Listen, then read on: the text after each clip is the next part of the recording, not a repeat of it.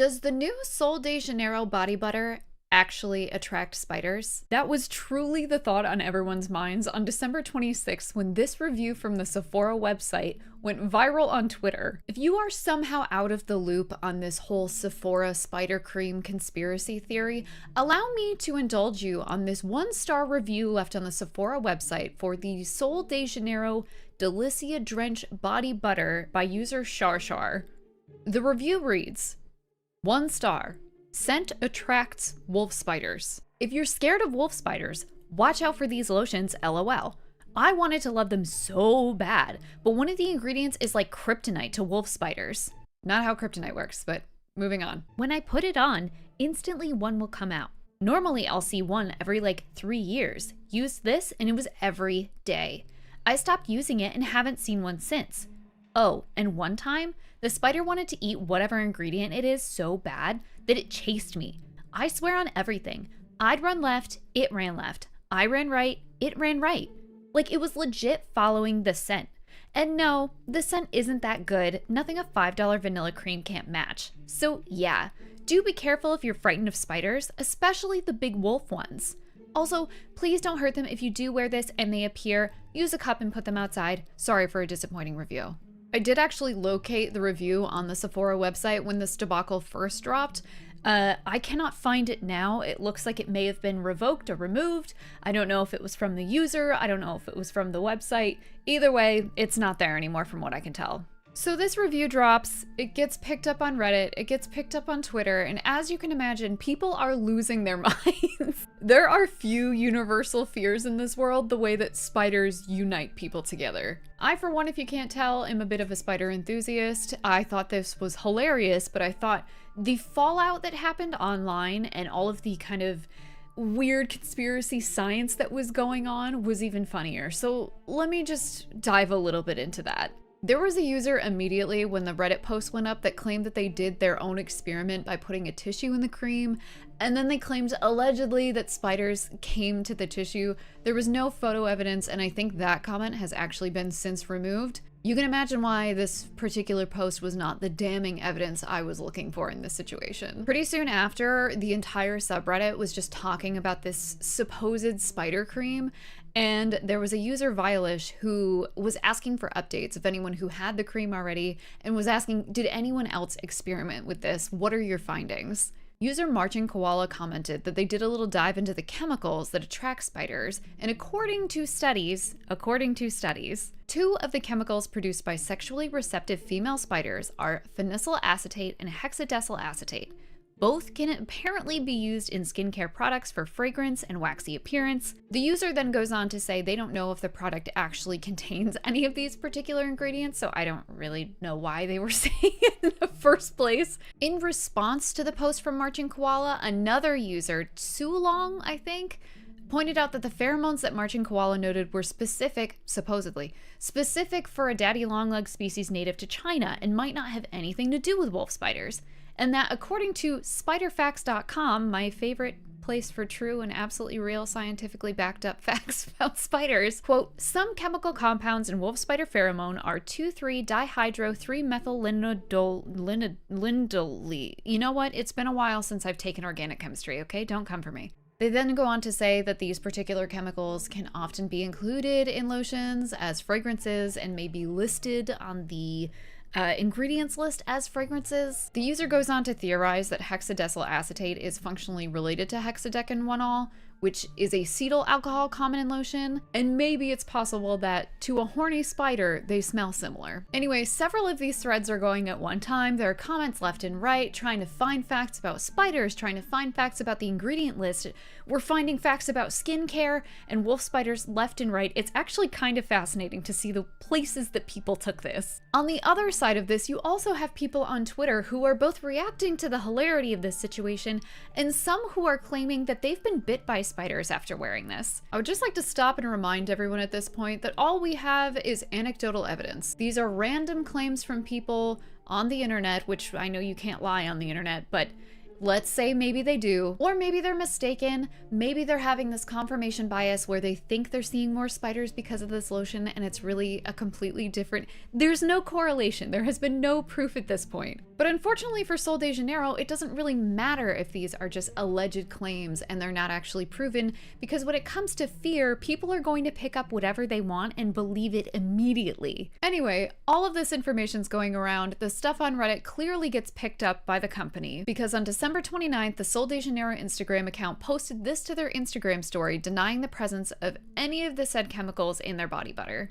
I just want to take a second to commend the social media manager of the Sol de Janeiro Instagram account and probably the rest of their socials, because nowhere in their handbook of social media management did they think they would ever have to say, hey bestie, our lotion actually does not attract an army of wolf spiders. Love you. So as you can imagine, despite what the company was saying, there was still a bunch of random information going around, random claims going around, and people were feeling a little unsure about what the actual evidence was. And so at this point, I'm curious enough and I say, fuck it, I'm a woman of science. I'm gonna buy the spider cream. Joking aside, the product had not even released to Sephora stores yet, so I couldn't even get it in store if I wanted to. And this is not cheap body butter. I'm kind of a CeraVe moisturizer girl myself, the basics are good for me. But a 2.5 ounce jar of this body butter retails for $22, with the full 8.1 ounce jar selling for $48. Now this is way more than I would usually ever consider spending on a body butter, but this one is allegedly going to give me a fully armed and combat ready army of spiders, and so I'm gonna pay whatever that's gonna be, but I'm gonna pay for the smaller one in case it doesn't work. After about a week, my jar of conspiracy had arrived and it was time to get testing. Now, while I am a woman of science, I don't actually have a lab to test in, so a lot of this is just going to be me doing the things that people claim they have done and seeing if I yield any results. This is the Sol de Janeiro Delicia Drench Body Butter Cheirosa 59 fragrance. I don't know what any of that means. I don't think you can smell spider pheromones, by the way. Oh, ooh, oh no. Okay, here's the deal, kids. So I'm not a fragrance person. I don't like things that smell super strong. And I read online that this was a very light vanilla scent. This is not light. I'm not gonna be able to put this anywhere near this part of my body because if I have to smell this all day, I will be miserable. I'm gonna put this on my legs. I'm gonna do a little more work around the house. I'm gonna go to work for a little bit, and if I see spiders, I will update you. Or if I don't see spiders, I'll update you. But I think legs is fair because that's where spiders most likely would reach me from the ground, unless they're on the ceiling. All right, so I will check in with you later and update you on the spider content of my day. 6.5 hours later. Okay, I'm back home. It's a few hours later. It's still no spiders, but when I did put the lotion on, I then took off my sweatpants and put on my work pants and left my sweatpants on the floor. So maybe there are some spiders in there, you know?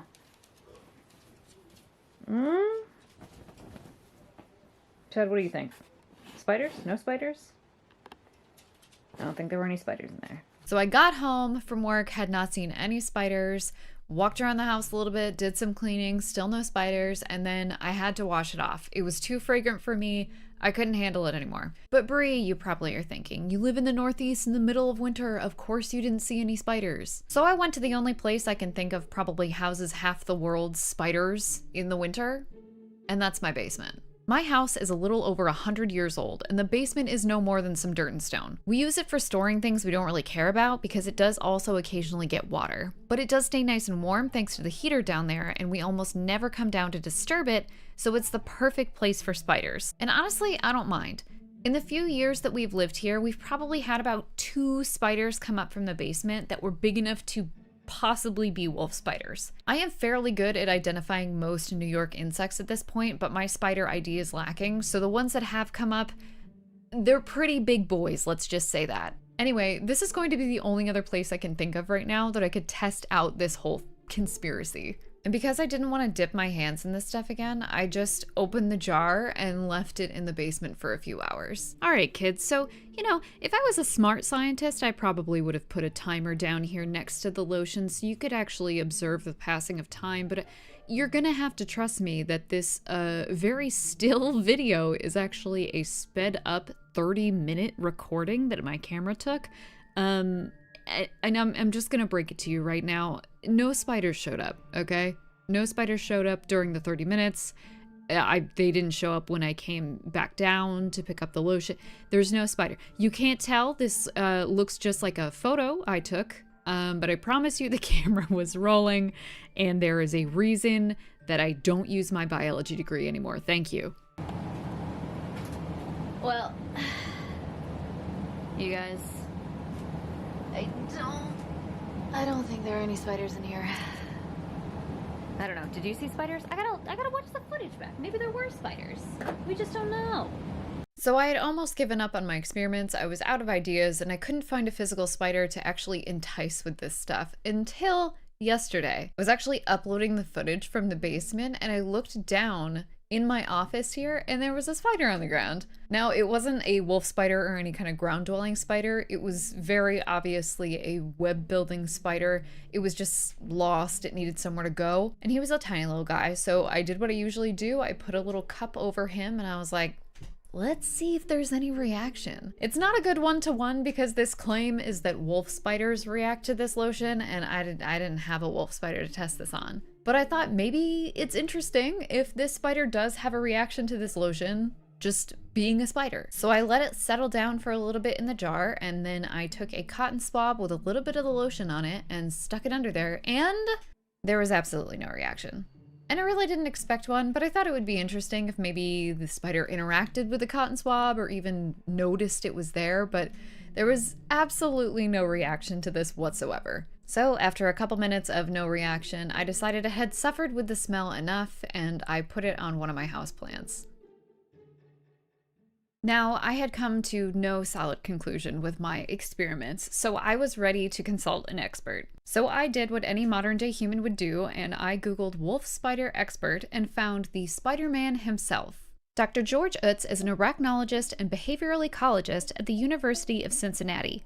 His particular area of focus is multimodal communication and sexual selection in wolf spiders. Now, when I reached out to Dr. Uetz, I wasn't sure if he had actually heard of this conspiracy yet, but it turns out that several news articles had already reached out to him for comment, including the New York Post, so he was well ingrained in this whole situation already. And he was kind enough to agree to a mini interview over Zoom with me, and as a hobby entomologist and a biology student myself, I was so thrilled to be able to speak with him. So here is our little conversation. I hope you enjoy. I make YouTube videos and typically they're about gaming, but I tend to make whatever moves me. And I call myself a hobby entomologist, as you can probably tell. I went to school, graduated with my degree in biology.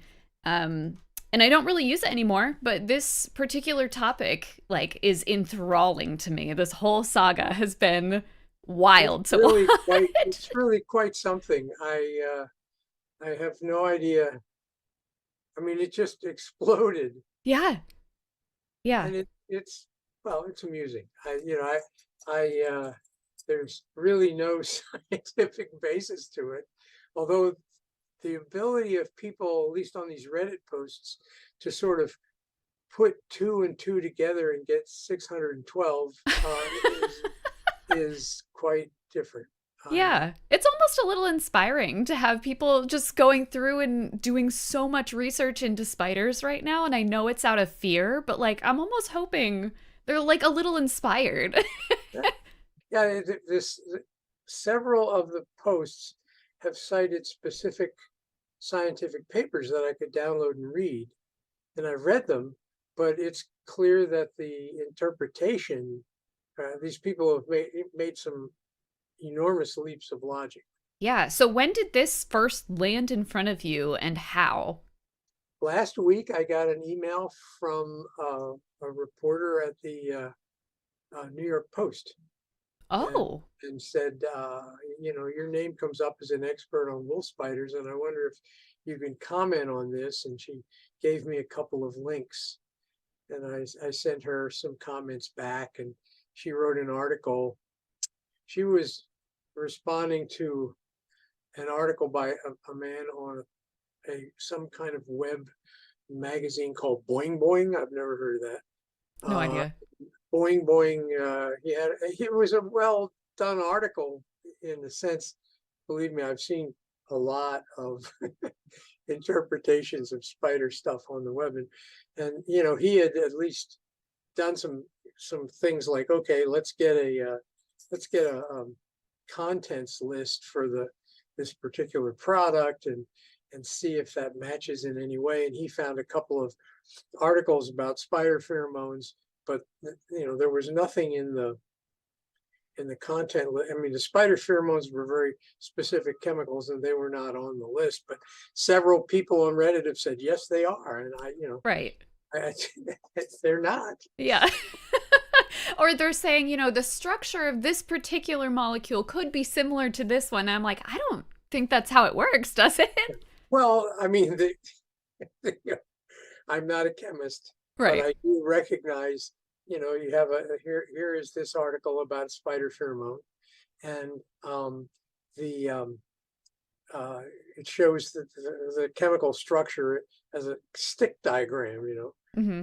and one stick diagram looks a lot like any other stick diagram, unless you're very well versed in interpreting them. But spider pheromones are, it's a pretty small community. I mean, Yeah. the insect pheromones is a whole other story. But so it's been very interesting to see this cascade of ideas. Yeah. The other part of it is I saw that you had done research specifically because you not only are an arachnologist, which is the coolest title I can think of in the world, but a behavioral ecologist, correct? And you had done research that was reading an article where it was kind of an accidental thing. You found that wolf spiders could see and recognize and it was a 2-dimensional image of a wolf spider. So to On me, video, right. So to me, it started with jumping spiders, and then it moved to wolf spiders. It was my then graduate student and now colleague, David Clark of Alma College, was the one who made the discovery. It started out with, we had a Super 8 film of jumping spider courtship. He was studying jumping spiders, and we had a Super 8 film, and he had projected that he was multitasking. He was working in the spider lab, and he showed himself this movie, played the movie on the wall, and he realized that all the spiders turned and oriented to it. And he thought, this is odd. So he shrunk it down to life size, and he took a piece of vellum and projected it on the side of an plastic arena, and lo and behold, there was a male courting, and the female jumping spiders responded to it. And I was rather taken by it because at the time our focus was testing what we call female mate choice. Mhm. And the mate choice, females are never given, they're often given two choices between two animals. And there was a friend of mine named Marlene Zook was studying jungle fowl, and she had two jungle fowl in two separate containers in front of a female, but one jungle fowl was vocalizing, and that kind of intimidated the other jungle fowl, which is kind of an inherent bias in the experiment. right. And we knew from a previous study that female wolf spiders would pay attention and ultimately mate with the first male that moved. And so how do you control for that? But when you use film, and you can, but we couldn't find another Super 8 camera to save our lives because everything was video. Right.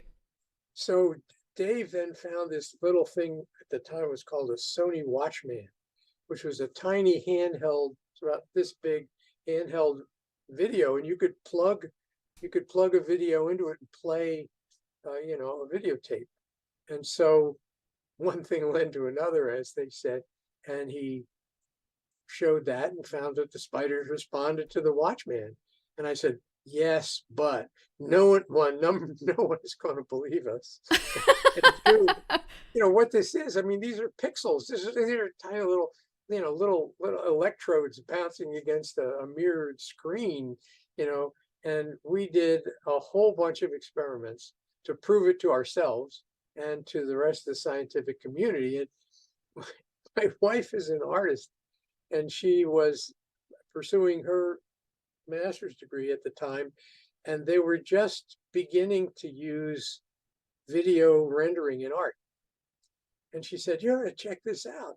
And so we got a Commodore Amiga, and we played around with it and made modified videos of actual spiders, and found that we really had hit on an experimental technique. And nowadays, video playback is used with all kinds of animals, Yeah. not just spiders, but it's pretty amazing what we've been able to, we call it tricks you can play on arthropods. What a good book name. Yeah. Well, my colleague Phil Taylor down in Australia, he's been using virtual reality Oh. as a playback. He and a woman named, I can't remember her first name, Pekmazian is her last name, and they use one of those video rigs, that you put on your face, and they use that to present video spiders, and they've done experiments with that. So, Wow. I don't know what's next, but we've been able. It's taken a long time for us. I mean, that was over 25 years ago. Yeah. We have, of late, in the past decade, developed the techniques to be able to not only play back the video, but also play back the vibratory communication that the spiders use with each other. Wow. And also combine it with chemical cues. So our spiders, the wolf spiders we work with, we call them multimodal, in that they use multiple sensory channels in communication, and we can experimentally modify all those channels simultaneously. That's amazing. Well, to me, that seems like why it would be odd for spiders to just be picking up on pheromones. Like, let's say that this lotion does have somehow, it mimics spider pheromones. It seems odd to me that with good eyesight, that they would still be going after humans based on that one input alone, Well, right? that's a good line of thought. I mean, they, first of all, there must be, although the scientific evidence is scant, for airborne pheromones. Most of the wolf spiders whose chemical communications have been studied use some kind of contact chemoreception, something to do with silk or cuticular hydrocarbons that they contact, and they they smell through their toes, so or their pedipalps, and so there has to be some kind of touch most of the time. There are some, there's anecdotal evidence, but very rare actual research evidence that there's airborne pheromones. There are other spiders, some web building spiders, whose pheromones are clearly airborne, because you can use an olfactometer with a fan blowing air across a web and get a response. So that's behavioral evidence that there's an airborne pheromone. Putting skin lotion on and attracting spiders would require wolf spiders to be attracted by airborne pheromones. There's no evidence that they are. And people, Right. I have no idea. All these people who are reporting encounters with spiders, I have no idea what the spiders are that they're talking about. Right. You know as well as I do that there are thousands and thousands of species of spiders. Yeah. The idea that the wolf spider is one kind of spider, that's a rather broad category. And pheromones, what we do know about pheromones of anything is that they're incredibly species specific. And so to be able to accidentally add to your skin cream the exact chemicals that mimic a specific species of spider and attract them from a distance, that's a long shot, I think. Yeah. Yeah. Have you talked with any of your colleagues? I know that you are pretty specified, like in your field, but have you talked with other colleagues about this, and do they have any thoughts? I actually, the only person well, I've talked to my graduate student, Yeah. and we've had because we're on break, it's Hmm. kind of, how, but I have had some contact with my colleague Jerry Rovner over at, he's retired, but he's an emeritus professor at Ohio University in Athens, and he was one of my mentors. We're good friends, and he was asked by the same New York Post reporter. There are a couple people from the Smithsonian and George Washington. Gustavo Ormiga at George Washington was asked by the New York Times, and and I don't know the person at the Smithsonian, um, who must be one of the curators there, um, and but they were all asked, and they sort of said the same kind of thing that Jerry and I came up with.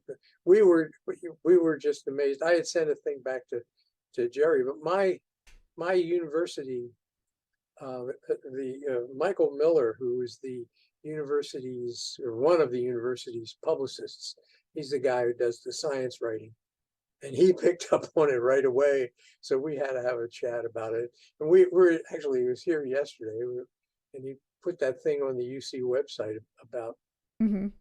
me being in the Post, and we just talked about it for some time. We're we're flabbergasted at how many people are tied into this. I mean, I don't, as of 2 or 3 days ago, there were over 800 Reddit posts. But when I looked it up, I found like multiple YouTube videos, or I guess they're TikTok videos, Yeah. where people are talking about it. And there was one person who was obviously arachnophobic and freaking out about the skin lotion. And there was another person who was in Australia who was very clearly ripping it up, which I thought they were both pretty funny. And I'm sure there are many more by now. Oh, Um, yeah. it's one of those things that captures people's imagination, because everybody, everybody knows what a spider is, and most people who do are very frightened by them. So, from that conversation, to me, it sounds like even though we can't prove that it's not happening, we definitely can't prove that this is happening. And in fact, after digging through some Reddit comments, it seems that user Sharshar probably has done this before. Reddit user Fitafika commented that I went through the Sephora history and they posted a review of a conditioner that attracted spiders. Not an identical review, but similar, and makes me think this is a troll. Unfortunately, I can't back that up as I can't find their profile anymore on the Sephora website, but I'm inclined to think that that's probably valid and this was likely a joke. Whether it was a troll or some weird personal vendetta against Sol de Janeiro, you gotta admit that this whole claim made quite a wave. So rest assured, this product probably does not attract spiders. It just smells absolutely atrocious. So that is it for me. Thank you so much for watching. A special thanks to Dr. Uetz for sitting down with me. That was probably the coolest interview I've ever gotten to do on this channel, and I will see you all in the next one. Goodbye!